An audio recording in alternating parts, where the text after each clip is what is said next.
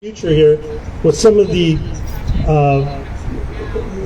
executive orders by our president, but we need to keep our promises from yesterday and keep our promises that hopefully moving forward. So again, thank you and welcome from Northern California.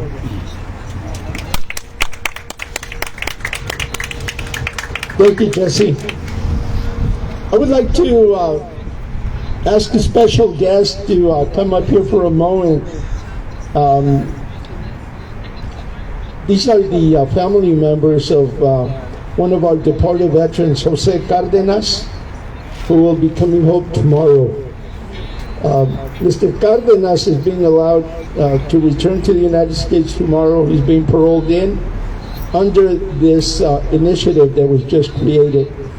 I would like to have his family, if you'd like, come up and perhaps say a few words.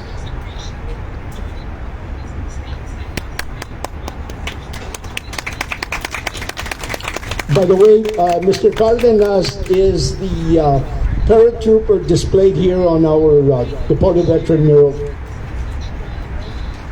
Thank you, everybody, and thank you for being here. I'm trying to do this without crying.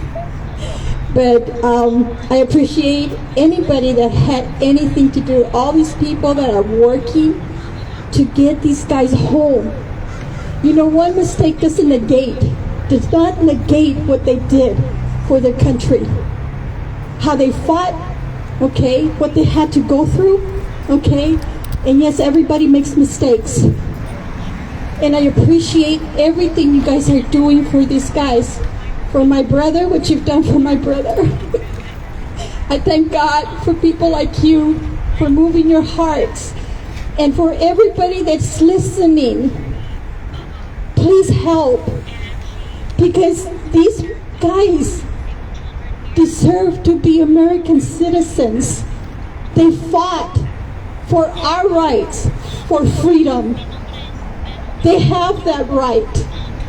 And for them to be discarded like that, it doesn't show right for the United States. And I appreciate everything you guys are doing. I praise God for your efforts, for what you guys are doing. And we ask for all these congressmen, these councilmen, these senators to take heed of what's going on and bring all these people back, because they have a right to be here. And I thank you for everything that you've done for my brother. I know he's ill and we wanted him home. It's been 11 years since he got released. And when he had to go to the Mexican side and we weren't able to be with him, and you know, we spoke to him on Christmas time. And the family was all at home together, and we were speaking to him, and it's so hard for family that can't have him here in family reunions or at Christmas time or at New Year's. It's hard, you know, to have him so far away. And so we told him, you know, dude, we're praying that God moves and that you can be able to come across and be with the family one more time. So again, we thank you. We thank you on behalf of Jose and his family. We thank you for all you've done. And we commend them for moving this bill so that the United States can really have something to be proud of, bringing all these people home, no matter what color they are. They deserve to come back and be part of the United States. Thank you so much.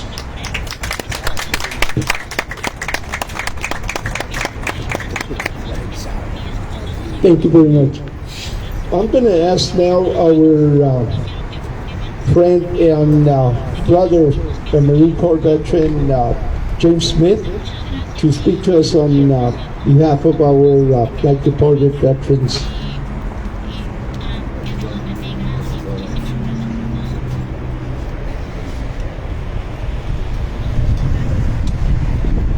Good afternoon. My name is James. I'm an outreach coordinator with the Deported Veterans Advocacy Project. And today I'm also here representing the Black Deported Veterans. It was all, Robert's pretty much said a lot of the things already. The situation for the Black deported veteran, as any veteran that is not living or currently living by an American border, a U.S. border, that their ability to interact with their families, to get any support from here in the U.S. is multiplied exponentially. The people that are on islands, people in the Philippines, in Australia, India, Russia, every place that is not connected here to the U.S., their situation is the plight is much more, it has a lot more challenges. So recently, in the past few months, a group of Black deported veterans and I have gotten together in a group so that we can help raise the awareness, and we understand that by raising the awareness that there are Black deported veterans, that's going to raise the awareness more about deported veterans. And we encourage people of every culture, religion, or ethnicity to stand up for those people in those veterans in your communities, so that people will understand that this is not a brown problem, this is an American problem all the way across the board. So as we will be representing, and I'll be representing Black deported veterans, and we are blessed that they chose to recognize the Black deported veteran here at this installation. Please, again, we ask that you reach out to your congressmen, your senators, and let them know that this thing has to change. I want to give you some numbers right quick. In 1996, 278 members of the House of Representatives voted to hurt this lady's family. Voted to take these people away from their families and their friends and their communities, without a care of what their character of service was. They didn't care whether you were a hero or not. The bottom line was, if your paperwork wasn't done, get the F out of my country. That was the sign and the notice that is actually there when you see it down at the bottom. 278, that was a 2 to 126. That was a 2-to-1 vote in the House. 72 senators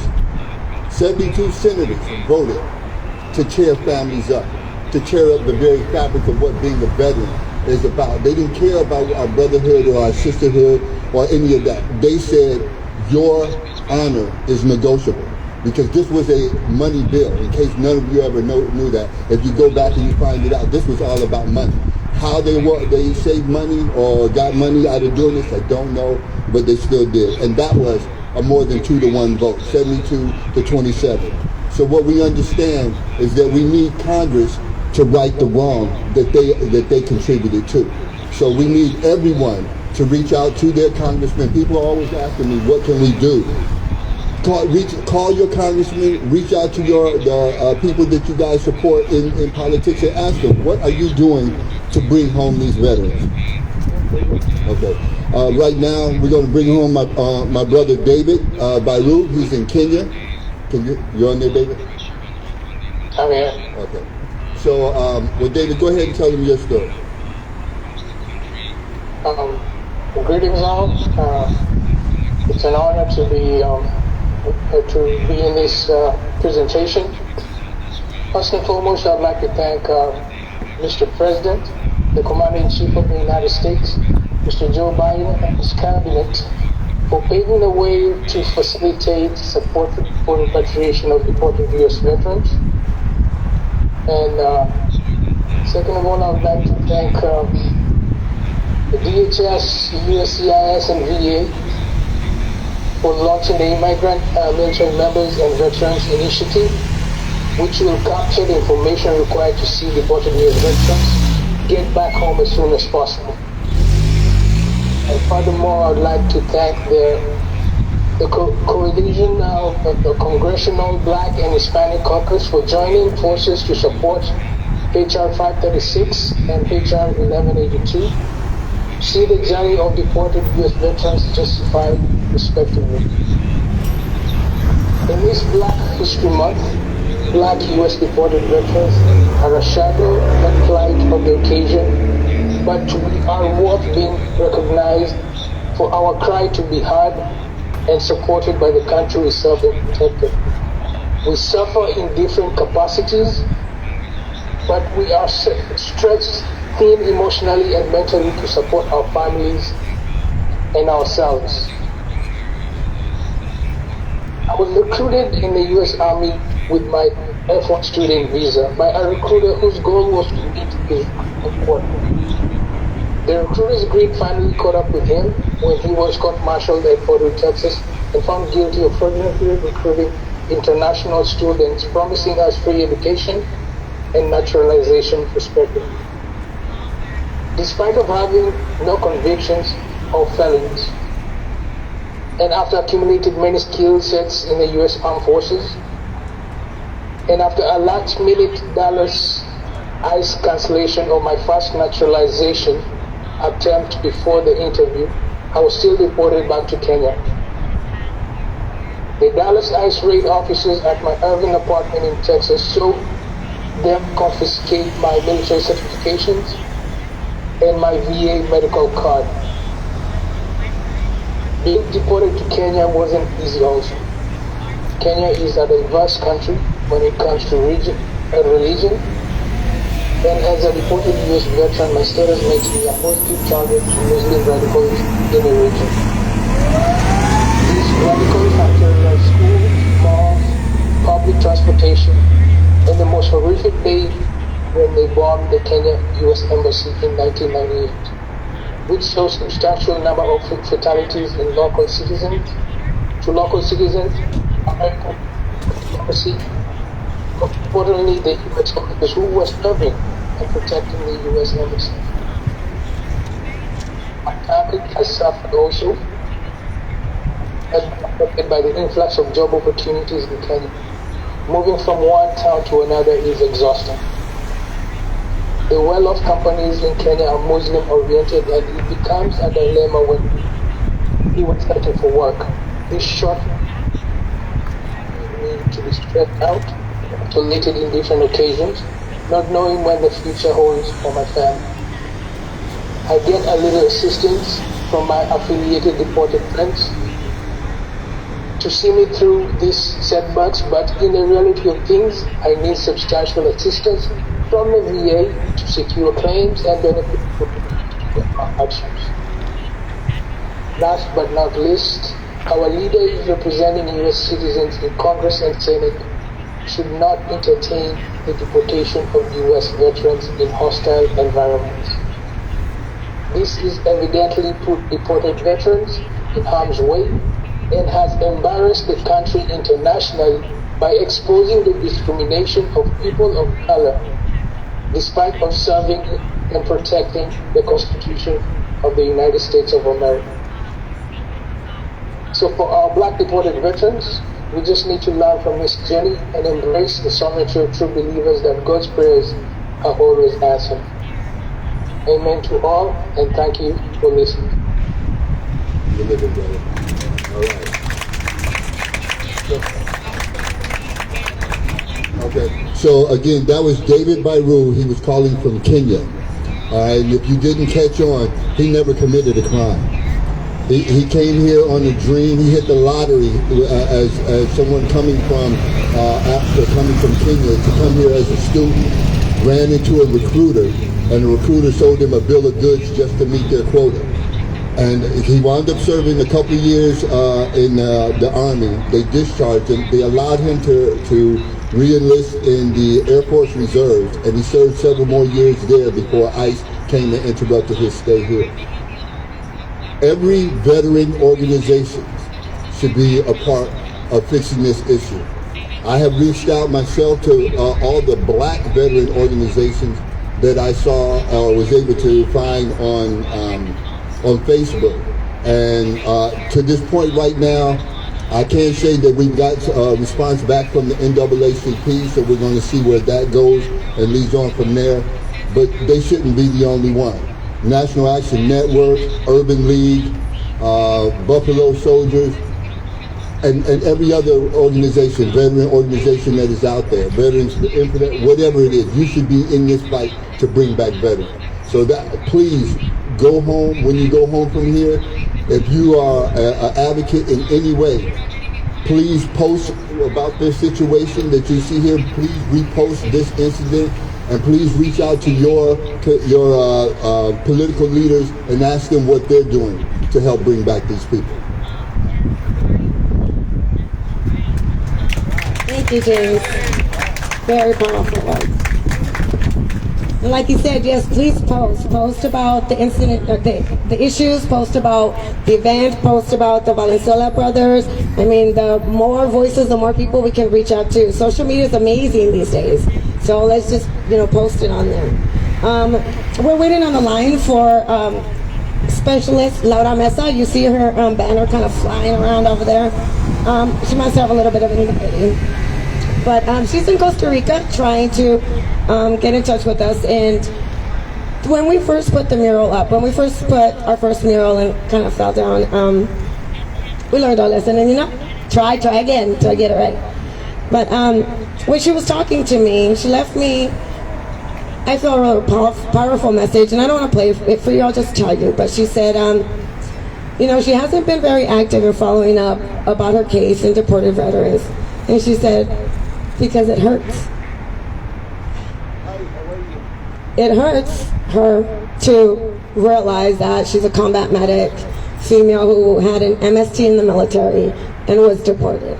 It hurts to peel off the scar and realize that there's still more people with your story. She said she couldn't even read some of the other stories just because it's her story, and it hurts and it's painful, and she's not ready to face it all, because how many times has she tried? How many times maybe has she gotten hope that she will be back? She's been in Costa Rica for about 8 years, and her message just really, really hits with me, because she really did go down a path that I did. I served 20 years, and I was senior NCO.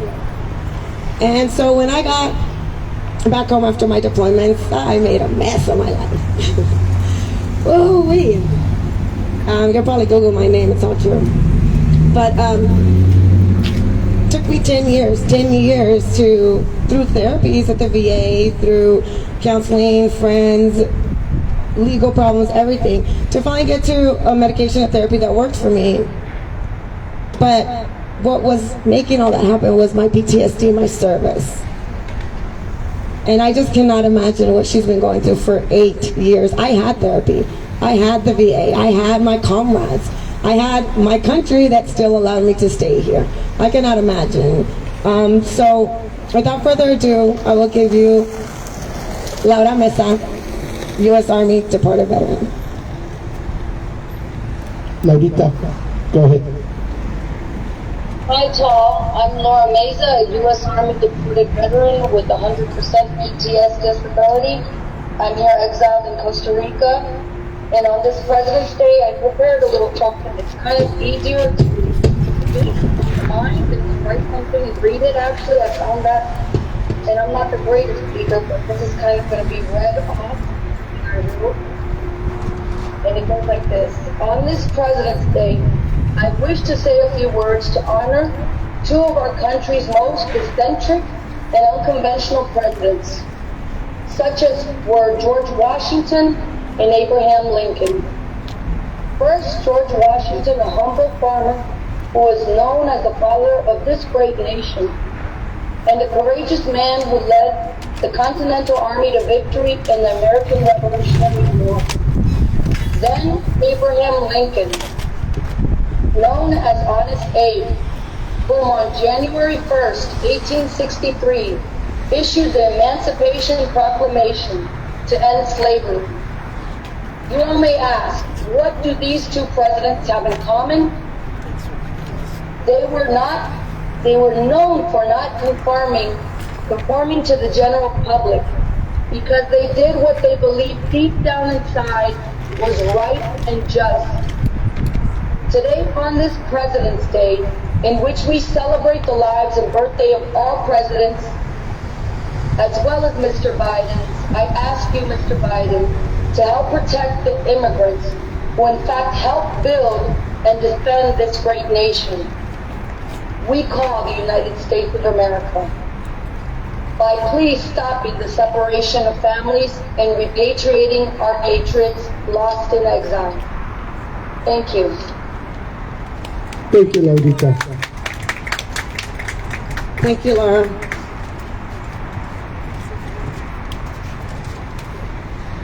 Go for it.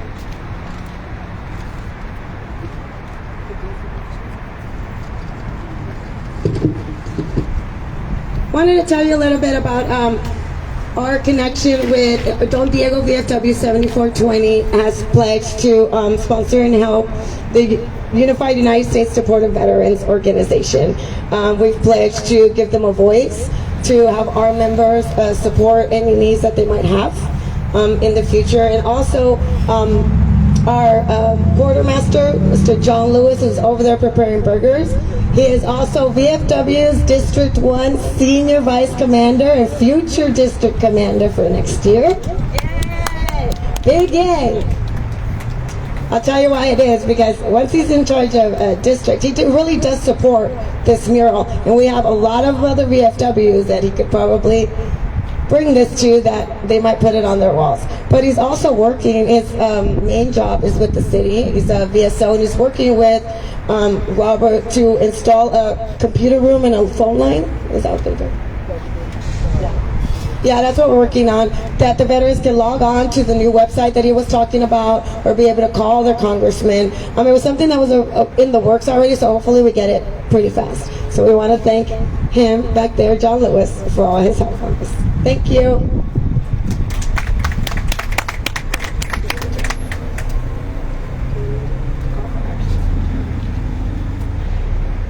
I would like to ask now another incredible supporter whose vehicle is parked right across the street from us, Marine Corps Vietnam combat veteran Manny Valenzuela, who's been touring the country, continuing to raise awareness of the issue of deporting veterans, to change the legislation, bring our deported veterans and family members home.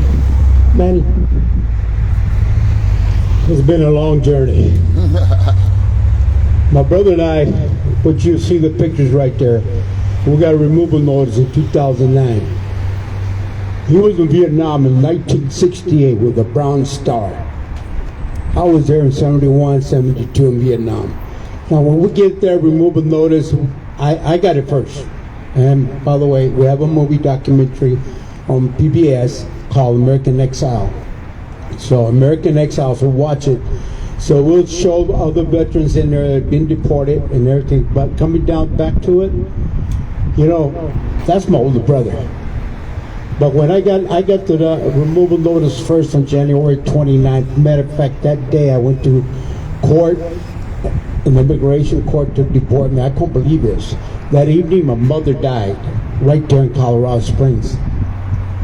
So throughout, I didn't tell nobody about this because you feel like hell. When you get a removal notice from the country, I did,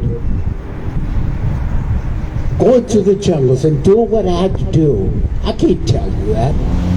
If I do, you look at me as an ugly person. What we have to do is to survive there. I mean, the United States government, they got to wake up to reality. For right now, you know, when this happened, my brother came on a Friday, and his face looked like hell, and I looked at, what's wrong with you, bro? That's when he came out and told me, look, he showed me his removal paper. I just put it down, I went and got mine, I put it right by him, and my world changed, and his world. We know how ugly it is when we came back from Vietnam, how we were treated. Baby killers and throwing shit out all over us from the people of the United States. And then now I remove them. But by God, nobody does wrong to my brother. Nobody. That's what we're raised. We protect each other. But now I have brothers throughout the world that nobody should be deporting our brothers and sisters and the families. Because out of my family, there's 5 of us brothers served this country. this government does not even know where the Valenzuela Brazil is coming soon. My older brother was in the Army. I have a 1 year older brother, Mario, was in the Navy.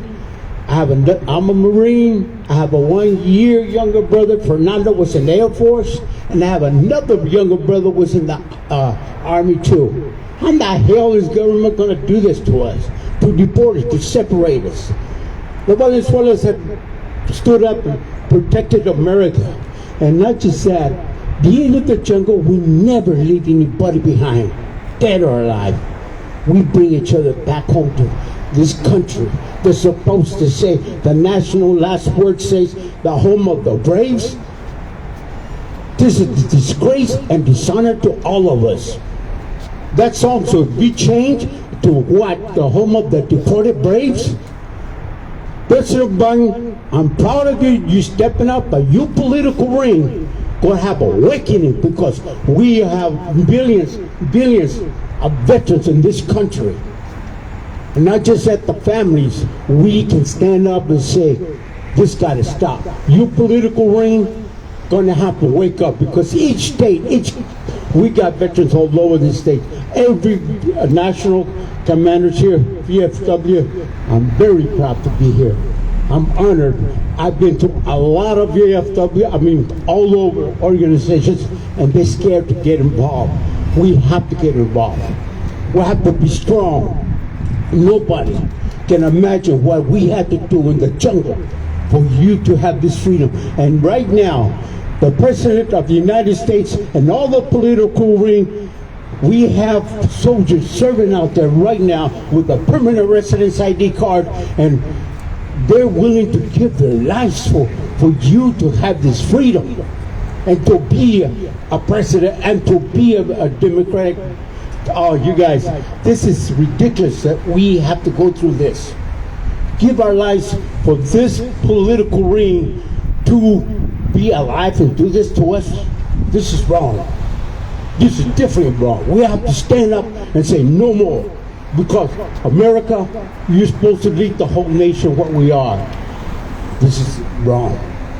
So for right now, I want to pull down and say, President Biden, I'm very proud of you stepping up, but the political ring, it's our duty, all of us, from every state, every organization, every veterans organization, go to your senators and representatives. What are you going to do about this? If they say, well, we're going to get out of here. Get out of here. Next, our representatives should stand by the veterans, period. Not no questions asked. And if a veteran does wrong, that's why we protect the judicial system. We protect every system that there is in the United States. Us veterans, us soldiers, these young kids are going to want to be a Marine. They are going to protect everything in this world. What the hell is wrong? It's a political ring. We all got to get it together and go to each office and say, what are you going to do about the deported veteran? Well, what he did, get out of here. You got to be kicked out of office. We have to get strong. I'm tired of that. So I want to say thank you for Robert to let me come here and speak out. And you know what? It's about the sixth, I've been all over Mural. I got a mural that travels. All right? Thank you very much. All right. Rudy. All right, Manny. Hi, I handed out some flyers. There's a name in green at the bottom. I thought that this was a good time to address those. How he said there's several deported veterans who have passed away in exile. If you got one of those papers, can you just stand up and read the name at the bottom?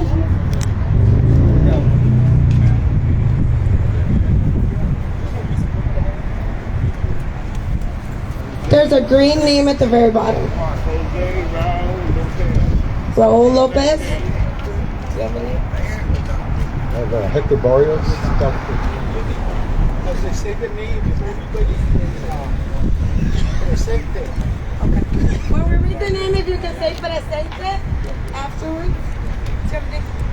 Javier Ramirez, 2020, Presidente. Javier Ramirez, 2020, presente.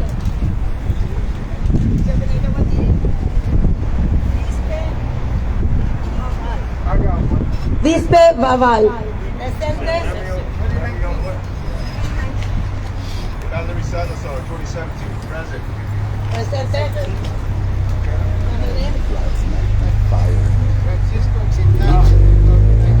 Francisco Quintana, presente. Mural Acida, right? That's how you pronounce that? Acida? Ramón Acedo, presente. Presente. Nardar Payet, 2013. Presente. Presente.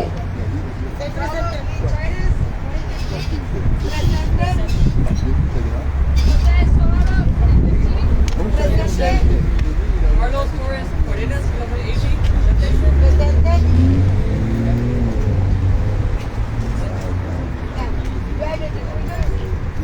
Gerardo Garcia, Presente.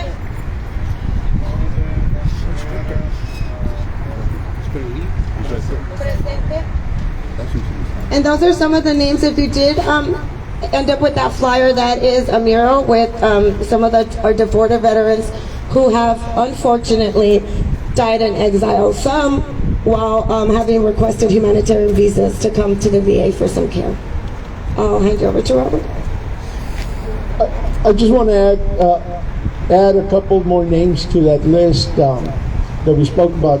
These are veterans that died in exile just this year. And that was U.S. Navy veteran Augie Garcia, repatriated Marine Corps veteran Oscar Rincon, presente, and also the latest one, Air Force deported veteran Raul Herrera.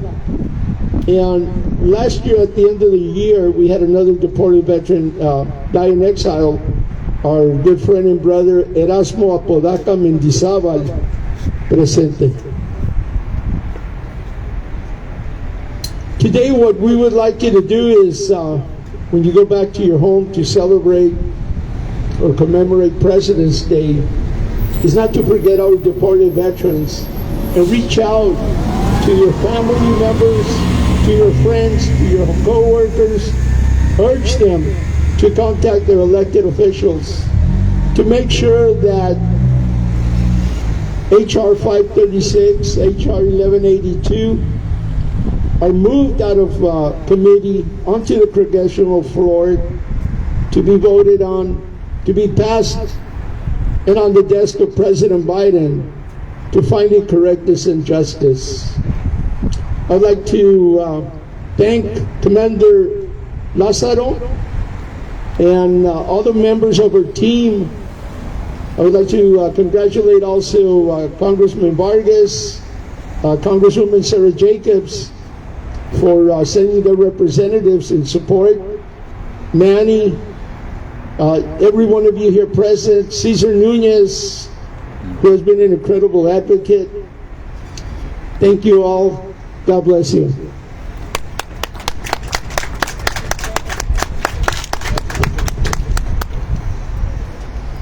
Thank you everyone so much for coming to our rededication ceremony and our 1-year anniversary of the Leave No One Behind mural project.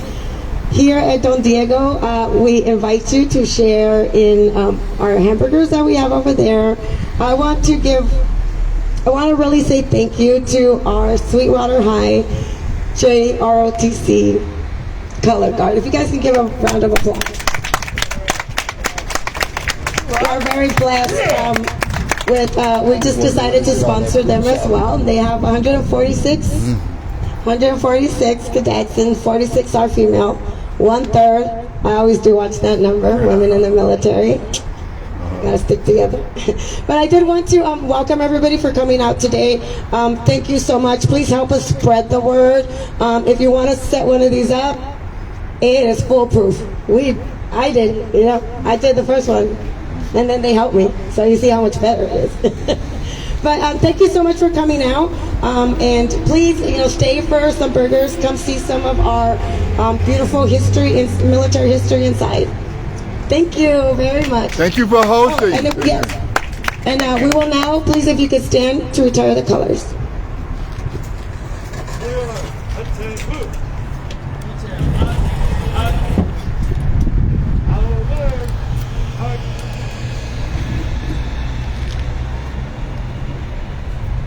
Allegard. Hold. Please.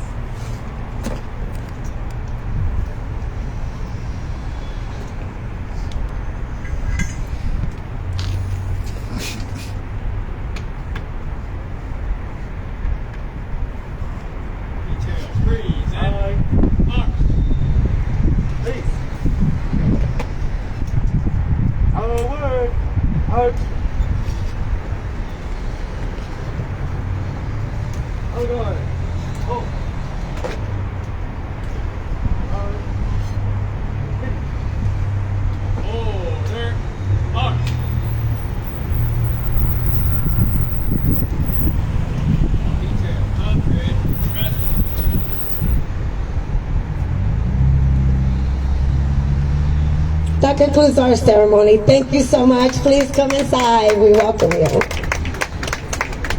Take pictures of, anything that you want inside. Also, we're on Instagram. Our QR code is right there. And if you want any more information on the Deported Veterans, there's a QR code right in that corner.